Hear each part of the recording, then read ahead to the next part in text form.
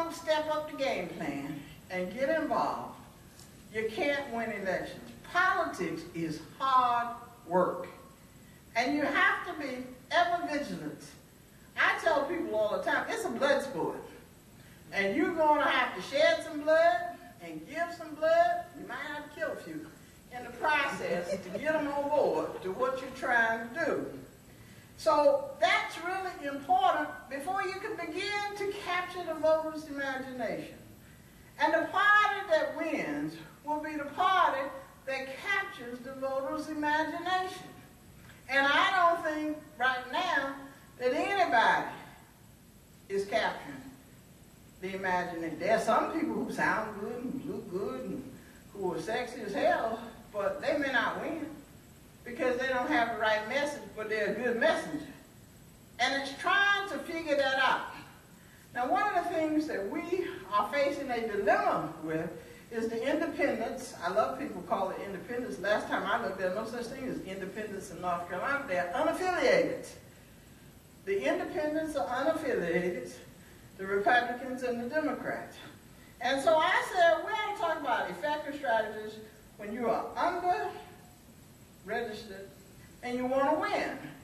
Well, you got to convince the other people to come over to your side.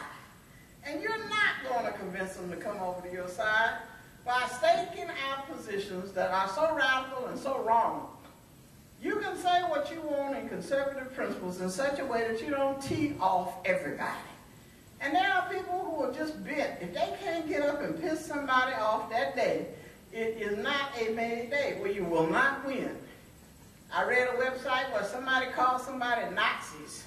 Well, they may be, but that's not what you say on a website when you're trying to win an election.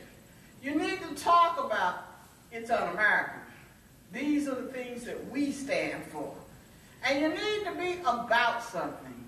The Republican Party lost many elections because its reputation is we are voting no on everything. And so I challenged my party to say, okay, what are we for? You don't like health care reform, well, what are we proposing for people? Because no matter whether you like it or not, there are 46 million people in this country, not including illegal aliens, who don't have health care, who don't have insurance. So what's our solution? Now, I have solutions for all this, and I've run solutions all along. But people really don't want to talk about solutions. They want to talk about what they want to talk about, which is to get elected, to get this money, to be a power broker, and meanwhile, the same old stuff keeps going on and on and on. I've had enough of it. I want it to change.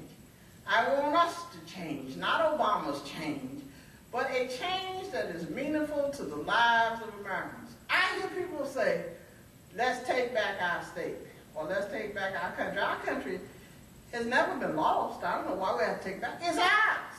We have to stand up for it.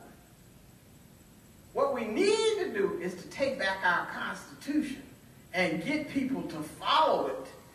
Because if we don't take back the Constitution, it won't matter whether you have this country or not. I have a sister and a brother who both taught civics. And when I said a certain person was socialist, they just got offended.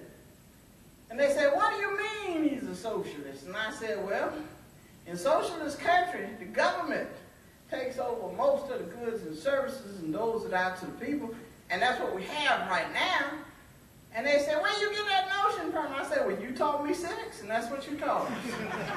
And so they were kind of embarrassed, and they went back and they looked at the civics book, and they go, oh, okay. You see, one of the realities that we're not dealing with, there's a whole lot of people that like socialism.